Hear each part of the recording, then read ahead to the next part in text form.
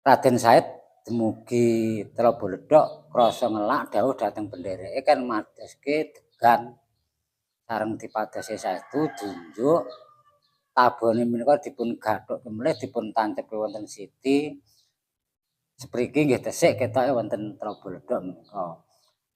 Mriku rada sauntara ngaler-ngaler dumugi Tawangmangu. Raden Said penggalihe mangu-mangu.